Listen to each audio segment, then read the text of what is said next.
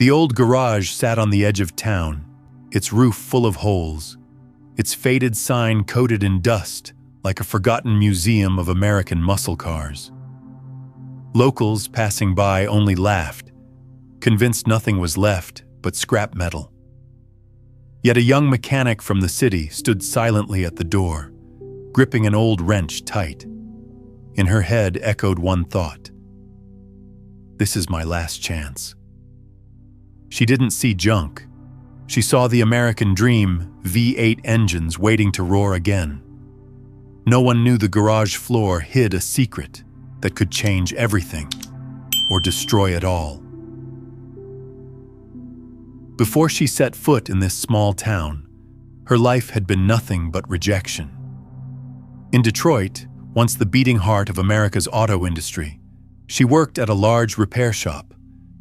But every time she picked up a wrench, mocking chuckles followed her. "Honey, stick to the office work. Engines are for real men." A short remark that cut like a blade through her confidence. She wasn't an outsider. Her father had been a mechanic, spending his life with pickups and muscle cars. As a child, she sat for hours in his old garage, listening to V8 engines roar, learning to diagnose an engine's sickness from a single strange rattle. The dream of owning her own garage began in those nights, when her hands wrapped around a wrench bigger than her arm. But the city had no room for a dreamer. She was fired after a short meeting when the project at her shop collapsed. No explanation needed. Her dream evaporated like gasoline smoke. That night, in her tiny rented room, she gripped her father's old wrench and whispered, "If this is the American dream, then I'll drive my own road." She loaded a few toolboxes onto her beat-up pickup truck and left the city in the dark. The highway stretched endlessly, streetlights blending with rock music from her old radio. The wind whipped through the window, but inside, she felt lighter. Every mile carried her farther from ridicule and closer to her dream. The small town greeted her with curious glances and half smiles. At the edge of town, she found an abandoned garage, its roof sagging, its floor stained with old oil, its rusted sign hanging as if ready to fall. The price was so low that no one cared. With the last of her savings, she signed the papers, her heart pounding like she had just signed a declaration for her own life. But word spread fast. Locals whispered, "A girl opening a garage? Around here, cars need a man's hands," some mocked her face to face. "She'll fold in no time." Every word felt like a stone hurled at her dream. In those first days, the garage was silent as a grave. She swept alone, scrubbed rusty shelves, and sorted jars of bolts and screws. At night, yellow light spilt from the window as she sat beside a broken engine, turning bolts, listening to the hollow clang of metal. No customers, no engines roaring, only her steady breath and oil-stained hands working with patience. Outsiders saw only a foolish girl with a pile of scrap, but in her heart, she knew. This garage wasn't just shelter. Her last chance was to prove her American dream wasn't an illusion. One weekend morning, sunlight spread gold across the town's main street as a sputtering engine approached. An old Ford F-150 rolled slowly to the garage. Its hood was caked in dust, its paint chipped and peeling. Every press of the gas pedal made the engine shake like it was on its last breath. Behind the wheel was a frail older man, wearing a faded army jacket. On his cap were the words, "Vietnam Veteran." He stopped, removed his hat slowly, and tapped on the garage door. His eyes carried both doubt and hope. People nearby folded their arms, watching as if it were a theater. The young woman opened the door. Without many words, the older man set his keys on the worn wooden table. His voice rasped, "Kid, See if you can help this truck. It's carried me for 30 years. His tone was rough, but his eyes were honest. She picked up the keys, her heart racing. This was her first customer, the chance to prove to the whole town she wasn't just dreaming. She pulled the truck inside, took a deep breath, and got to work. The V8 under the hood was nearly dead.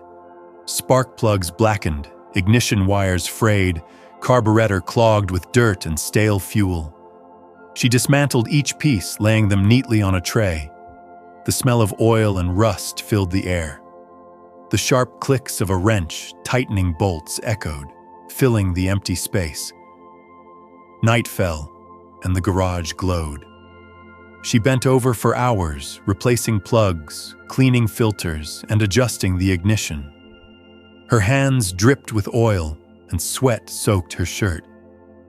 Each time she turned the key, the engine coughed briefly and went silent.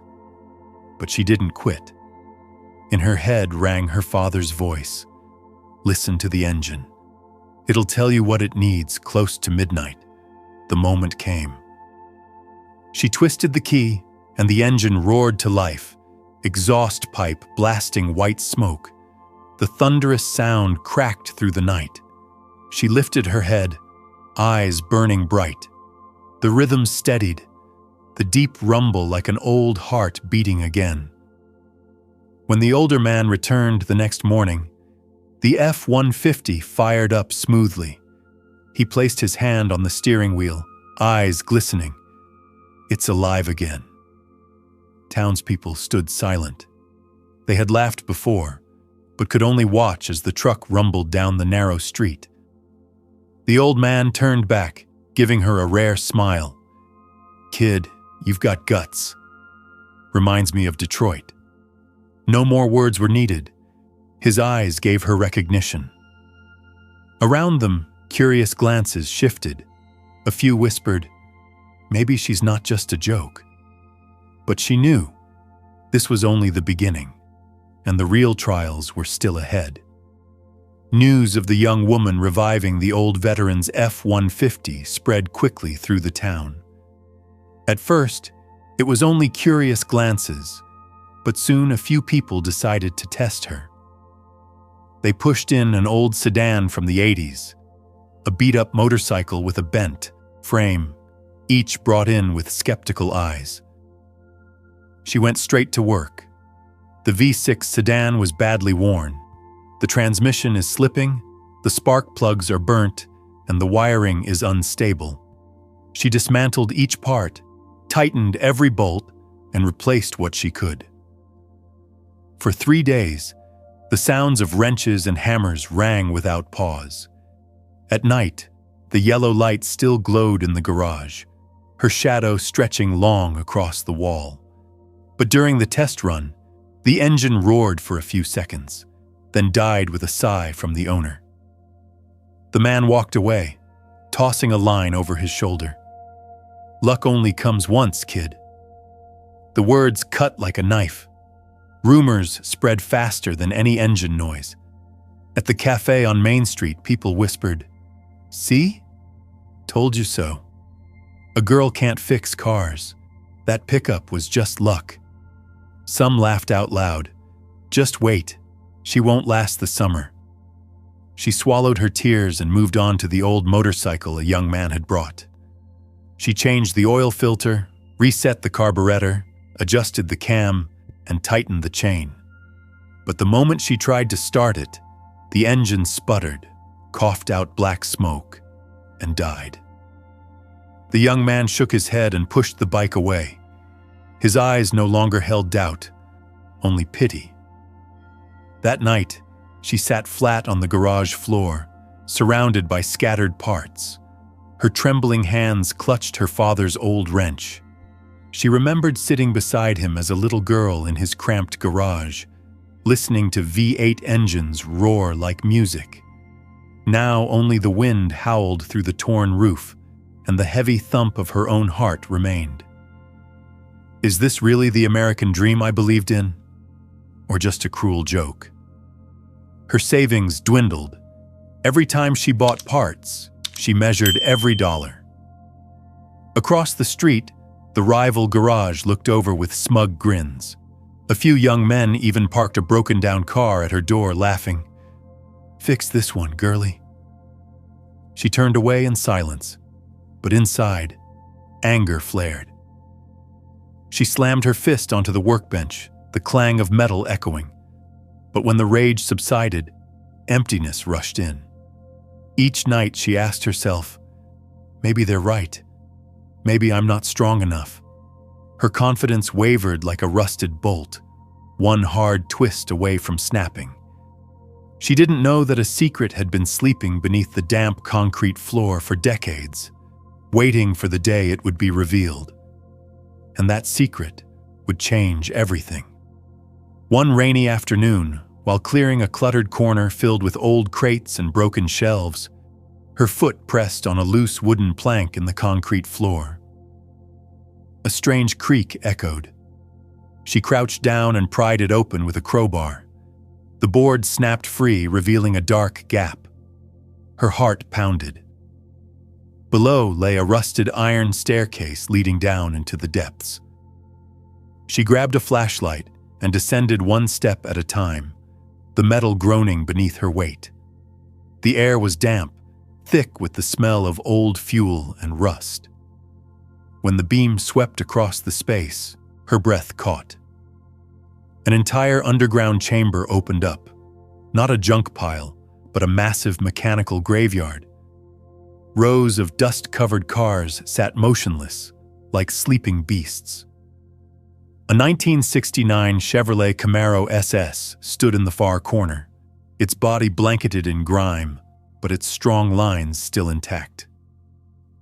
Next to it loomed a Dodge Charger with a wide hood scoop, its black body dull as midnight.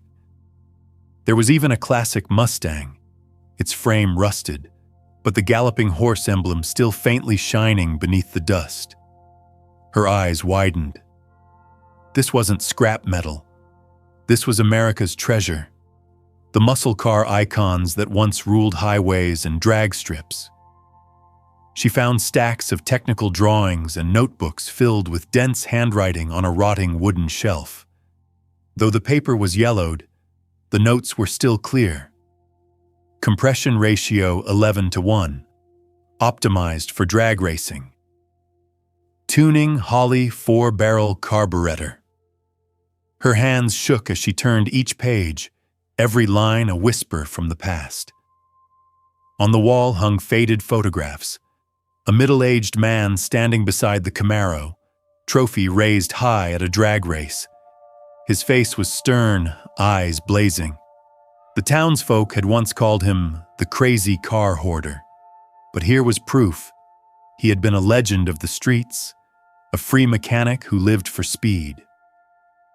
She brushed her hand across the Camaro's hood, clearing away dust to reveal the faintly glowing SS badge. Her chest tightened with memory, sitting beside her father in his old garage, listening to engines roar.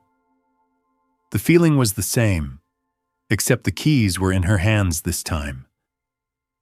"This isn't just my dream anymore," she whispered, trembling. "This is part of America's forgotten dream." The flashlight beam trembled over the silent V8 engines, the rusted components, the notebooks waiting to be read. Every detail seemed to say, "Bring us back to life." She sank to her knees, gripping her father's old wrench. All the mockery and exhaustion dissolved into one undeniable truth: responsibility. The garage was no longer just about proving herself. It had become the keeper of an era's soul. The secret of the underground chamber couldn't stay hidden for long. A few whispers at the cafe on Main Street quickly turned into the whole town's gossip. A sleek black Cadillac pulled up in front of the garage one morning. Stepping out was a wealthy antique car dealer from the city, suit-pressed, gold watch gleaming. He strolled slowly around the garage, eyes sharp as knives, then smiled. "Girl, sell me this place." I'll pay you 10 times what you spent." He laid a thick check on the table. The amount was enough for her to buy a house in California, open a new shop, and live comfortably for the rest of her life. She stared at the check, heart pounding. On one side was her childhood dream, on the other, a chance to change her life overnight. The dealer leaned closer, whispering, "They'll never believe in you here. Let me take that scrap away, and you can finally live the real life." She gripped her father's old wrench tighter, lips pressed. Without a word, she pushed the check back toward him. The dealer arched an eyebrow, smirked, and walked away. But in his eyes gleamed a cold calculation. As she worked in the basement that night, strange noises echoed from above.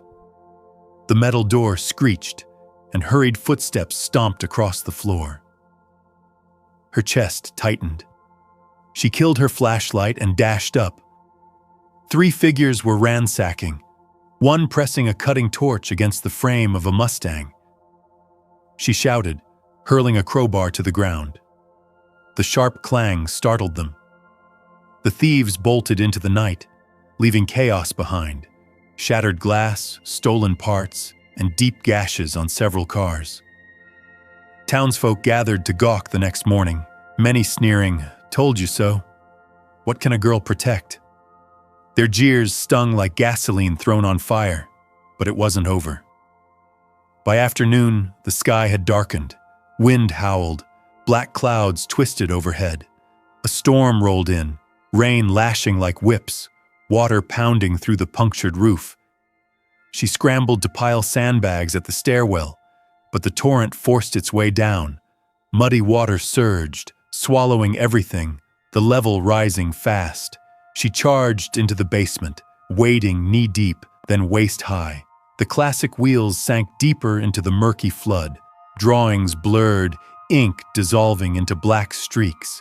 She screamed, clutching a floating notebook. Her trembling hands tried to haul a charger higher, but her strength was nothing against the water. The cold torrent swept away both parts and hope. The roof rattled violently, rain hammering down like blows of a giant hammer. The noise rang like a funeral bell. She collapsed, clutching the soaked notebook, tears mixing with the filthy water. Only one thought echoed in her head. Everything is sinking, unless there's a miracle. After the storm, the garage lay silent as a graveyard. The concrete floor was streaked with mud, and twisted frames were scattered across the flooded basement. She stepped down the rusted iron stairs, boots sinking into thick muck, flashlight trembling over machines that seemed to be gasping their last. Each step felt like dragging her dream deeper into the ground. Then the beam froze in the far corner. Amid the wreckage, a deep red 1969 Camaro SS stood tall, body smeared with mud, but tires barely touched by water, its engine block above still dry. The SS badge glimmered faintly under the light, like a lone star surviving the dark. Her heartbeat surged. This was the symbol, a muscle car legend refusing to bow. Her hand trembled as she brushed dirt from the hood. The metal was cold, but the powerful contours showed through beneath the grime, unyielding, defiant. Memories crashed over her. A little girl sitting beside her father, hearing a V8 thunder like rolling storm clouds, dreaming of the day she would bring a street beast back to life. Pulling aside broken wood near the Camaro, she found a leather-bound notebook, washed out of a cabinet by the flood. Its cover was dark, pages water-stained, but many words remained legible. She opened it. Jagged handwriting glowed under the beam. Cars are not just steel. They are memories, the soul of a generation. If anyone finds this place, don't sell it. Bring them back so the next generation remembers when America burned with the roar of V8s. Inside was a faded photo. The garage's former owner, standing beside this very Camaro, shaking hands with a famous Detroit street racer in the 1970s. Behind them, hundreds of fans cheered, the American flag waving. Her throat tightened, tears mixing with mud. The message felt written for her alone. The dealer's check, the fortune that could have changed her life, was now just worthless paper. In her hands, the leather notebook and the Camaro were not commodities. They were heritage, responsibility, a call from the past. She rose, flashlight shining straight onto the SS badge. In that moment, she no longer felt alone. Her heartbeat thudded in rhythm with the imagined rumble of an engine. It wasn't about saving a car. It was a vow to guard a piece of America's memory. She whispered, "Now I know what I have to do."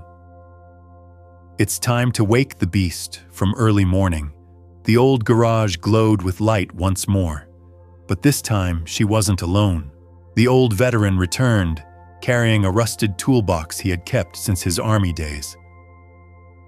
"Kid, this will help," he said, placing it on the table, his voice deep and raspy. A young man from town, who had once mocked her, stepped in quietly, holding his hands. "If you need, I'll help lift the engine." The 1969 Camaro SS was set in the center of the garage, like a king awaiting its return to the throne. Its body caked with mud, bolts corroded, wiring loose. But in her eyes, it was the heart waiting to be awakened. She began by tearing down the V8 engine. The Holley 4-barrel carburetor was removed, spark plugs replaced, and ignition wires reconnected. Her hands were slick with oil, but every movement was precise to the millimeter. The smell of gasoline, hot steel, and burnt oil mixed in the air, as if the garage was coming alive. Day after day, more townsfolk stopped by. At first, they only stood outside, but gradually, some brought parts, donated flashlights, and a few young men even helped repaint the garage walls. The community that once mocked her was beginning to turn. At night, yellow light spilt from the garage, and the sounds of hammers and grinding metal echoed down the small street. In her hands lay the leather notebook, open to the page with the words, "Bring them back to life." That line became her vow. After weeks of labor, the long-awaited moment arrived. The townspeople gathered around the garage, eyes fixed on the scene. She sat in the driver's seat, hands trembling as she turned the key. The starter groaned. Then a deafening boom split the air like thunder across the sky. The crowd jumped, then fell into absolute silence. The engine roared. White smoke blasted from the exhaust. Raw fuel stung the air. For a few seconds, everyone held their breath. Then the V8 settled into a steady, deep, and warm rumble, each pulse vibrating through the ground. The whole garage trembled. Cheers erupted. The old veteran raised his fist high, tears streaming down his face. A man shouted, "That's real American horsepower!" An elderly woman whispered, "It's been years since I heard that sound." The young woman dropped her head against the steering wheel, tears flowing freely. Months of ridicule, countless nights of failure, now burst apart in the roar of a V8.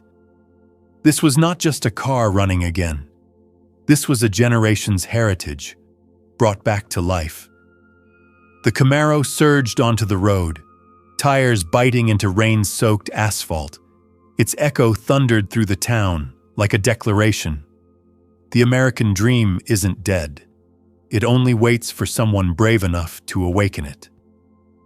The garage was no longer a ruin from the day the Camaro SS roared again. The iron doors were freshly painted, the rusted sign restored to shine, with a small new line beneath. Heritage Garage, where the American dream lives again. News spread across the region. People flocked to the town to repair their cars and see the machines that once ruled highways. Children ran around wide-eyed, thrilled by the sound of a V8 engine firing. Young men eagerly asked to apprentice, learn how to tune carburetors, and hear whether a metal heart was alive or gone. The old veteran brought his grandson, pointing to the weathered F-150.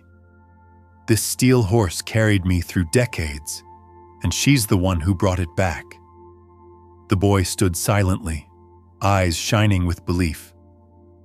She mounted the leather notebook on the garage wall inside a glass frame. Beneath it, she wrote in her own hand, "Cars are not just steel. They are memories everyone who walked in paused before those words." One day, a group of engineering students from the city visited. They could hardly believe their eyes when the 1969 Camaro roared. The classic Mustang stood intact, and the Charger loomed proudly in the corner. One student looked around and said, "This isn't just a garage. This is a living museum." The phrase spread, becoming the new name of the place. The young woman, once dismissed as foolish, was now the keeper of the flame. She repaired townsfolk's vehicles daily while dedicating time to restoring more muscle cars from the basement. Her hands were blackened with oil, her hair streaked with dust, but her smile was radiant. She no longer fixed cars just to survive. She was preserving a piece of America's memory, passing it to the next generation. She sometimes reread the blurred page at night, alone in the quiet garage. Don't sell. Bring them back to life. Moonlight streamed through the window, glinting off the Camaro's deep red body. She whispered softly, "The American dream isn't about money. It's about reviving what's worth fighting for." From scrap metal and ridicule, the garage had become a source of inspiration. Children learned to tighten bolts, young people learned to respect what was old, and elders rediscovered their memories. A small town found new pride in the very place they once scorned. And the story wasn't finished. Someday, perhaps, one of the children playing around the garage now would rise to continue the journey, keeping the heritage alive with the unending roar of engines.